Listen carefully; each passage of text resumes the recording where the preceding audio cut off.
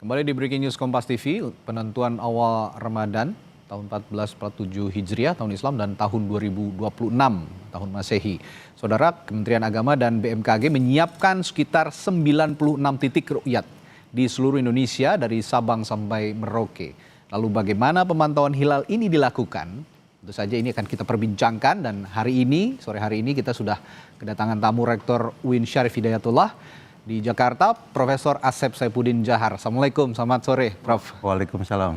Iya, ini tahun ke tahun tentu saja kita sudah melewati hal ini, dan ini terus terus juga dilakukan oleh berbagai ormas dan juga berkumpul dengan Kementerian Agama. Tapi di tahun ini kira-kira yang paling mencolok untuk menentukan metode penentuan awal Ramadan apa, Prof, kira-kira? Sebenarnya kalau penentuan tahun ini juga hampir sama saja ya dengan tahun-tahun yang lalu, yaitu menempatkan pemantau hilal di berbagai titik. Yang paling mencolok beda sekarang ada di IKN katanya. Oke, itu dia. Betul, kita juga tadi punya beritanya soal itu. Jadi Masjid IKN juga dijadikan tempat pemantauan hilal, itu yang mungkin nilai tambahnya. Ya. Namun dari sisi jumlah pemantauan, relatif kalau saya lihat relatif lebih banyak ya. Beberapa dengan menggabungkan dengan BRIN dan juga dengan BMKG dan juga Kementerian Agama dan juga ormas-ormas. Saya pikir dalam penentuannya sama, dan kita juga akan melakukan isbat di Kementerian Agama dan juga mengundang para ormas dan juga perwakilan dari berbagai negara. Oke. Nah, itu saya sepakat tadi, kalau yang mencolok itu adalah IKN. Ini kan titik pemantauan baru ya, di Indonesia Tengah tepatnya. Tapi seberapa signifikan sebenarnya, Prof, IKN ini menjadi salah satu faktor penentu untuk menentukan awal Ramadan melalui titik pemantauan hilalnya? Sebenarnya tidak bisa disebut lebih menentukan juga ya. Mungkin yang bisa menentukan jika memang misalnya daerah IKN itu lebih terang gitu kan, tidak begitu berawan dibandingkan dengan daerah yang lainnya, itu bisa jadi pembeda. Namun kalau kita lihat dari sisi keseluruhan di Nusantara, ya relatif akan terlihat ada suatu titik temu yang sama. Artinya ketika mungkin lebih dahulu di Aceh, atau mungkin lebih dahulu di daerah timur misalnya. Tapi tidak terlalu menentukan karena lokalnya tetap Indonesia. Itu kira-kira model. Dan kalau kita simak tadi jurnalis Kompas TV, teman-teman kita dari ujung barat Indonesia sampai ujung timur ini alhamdulillah cerah berawan gitu. Jadi mudah-mudahan tidak ada hambatan apapun ya untuk memantau hilal melalui alat-alat astronomi yang mereka pakai. Prof, begini, berdasarkan data hisab astronomis terkini, bagaimana posisi hilal pada 17 Februari 2026 ini? Nah, apakah memenuhi kriteria imkan ru'yah atau menurut kesepakatan Mabims ataukah tidak kira-kira? Dari informasi atau pemantauan, biasanya kan ada pemantauan awal ya.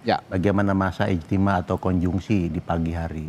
Terlihat bahwa masih di bawah ufuk atau minus. Jadi artinya bisa jadi kemungkinan untuk tanggal 29 ini hilal masih di bawah atau masih minus. Jadi kira-kira kalau udah minus, dalam itu kan perhitungan ketika dilihat di tanggal 29 ini biasanya dilakukan di pagi hari juga, dicek dan disebutkan bahwa akan terjadi konjungsi ataupun juga ijtima di jam 19 atau jam 7 malam ini.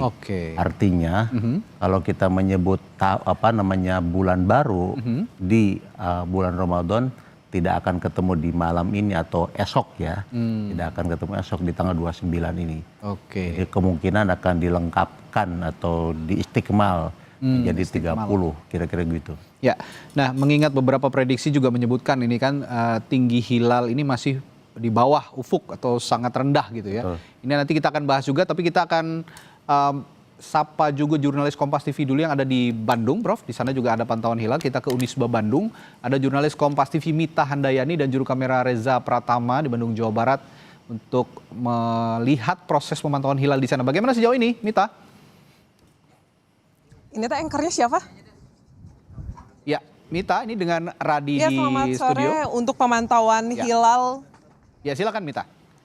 Ya, selamat sore Randi. Ini untuk pantauan hilal di Kota Bandung sendiri ini dilaksanakan di Universitas Islam Bandung, dan untuk mengetahui pantauan kapan penentuan 1 Ramadan 1447 Hijriah sendiri. Saat ini sudah bersama kami Bapak Encep Abdul Rozak. Ini adalah Ketua dari Observatorium Al-Biruni Universitas Islam Bandung. Halo, selamat sore. Assalamualaikum Pak.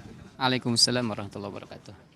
Pak Encep, kan ini untuk persiapan sendiri sudah dilakukan dari siang hari dan akan dilakukan pantauannya pada pukul 5 seperti itu. Untuk persiapan sendiri dari sore sampai dengan saat ini sampai nanti akan dilakukan pantauan jam 5, apa saja yang dilakukan persiapannya Pak? Ya, yang pertama yang sudah kami lakukan tentunya kalibrasi peralatan yang ada, yaitu dengan peneropongan posisi matahari, karena dengan posisi matahari ini si teropong ini nanti ketika saatnya peneropongan hilal itu bisa langsung mengarah kepada posisi hilal itu sendiri. Karena dengan kalibrasi itu maka si teropong ini akan ngikutin posisi bulan tersebut atau hilal itu. Nanti pas setelah matahari terbenam, kita tinggal mengamatin dari layar yang sudah kita siapkan, begitu. Pak, ini untuk peralatan sendiri kan tadi diinformasikan ada 5 teropong ya kurang lebih Pak. Nah, untuk teropong sendiri apakah ada teropong khusus yang digunakan untuk pantauan hilal kali ini?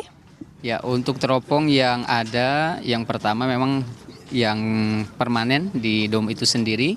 Kemudian ada yang manual, kemudian kita bersama BMKG juga, ada teropong digital juga. Kemudian biasanya ormas yang hadir pun dia membawa teropong, minimal 5 teropong itu sudah siap. Kemudian kelima itu tentunya sudah dikalibrasi ya, sehingga nanti pada waktu pengamatan itu langsung digunakan dan bisa mengarahkan kepada posisi hilal itu sendiri kalau cuacanya cerah dan seterusnya begitu. Nah, kalau misalnya pada sore hari ini kan untuk cuaca sendiri saat ini cukup cerah namun berawan seperti itu. Nah, kira-kira apakah dapat terlihat nanti hilal dengan cuaca seperti ini, Pak? Keterlihatan hilal itu banyak faktornya. Yang pertama itu tentunya data hilal itu sendiri, ketinggiannya berapa, elongasinya berapa. Kemudian yang kedua adalah peralatan itu sendiri yang digunakan, SDM yang mendukung. Dilihat dari datanya memang tingginya masih sangat sulit begitu ya. Kemudian cuaca pun tentunya sangat mendukung, apakah dia berawan atau cerah. Ketika berawan seperti ini untuk saat ini ya sepertinya agak sulit. Tapi kalau misalkan nanti ketika cuacanya cerah itu memungkinkan kalau data hilalnya mendukung. Kalau sore hari ini memang data hilalnya agak sukar begitu ya, namun tetap kita upayakan untuk dirukyat begitu. Baik, terima kasih Pak Encep untuk penjelasannya. Ya, itu tadi penjelasan dari Pak Encep Abdul Rozak, Ketua Observatorium Al-Biruni Universitas Islam Bandung. Memang untuk cuaca saat ini cerah namun berawan, dikhawatirkannya memang akan sulit dengan kondisi cuaca seperti saat ini. Namun diharapkan nanti ketika dimulai pada pukul 5 cuaca cukup cerah sehingga nanti pemantauan 1 Ramadan 1447 Hijriah ini dapat diinformasikan dengan jelas apakah sudah dapat terlihat di hari ini atau tidak, seperti itu, Randi.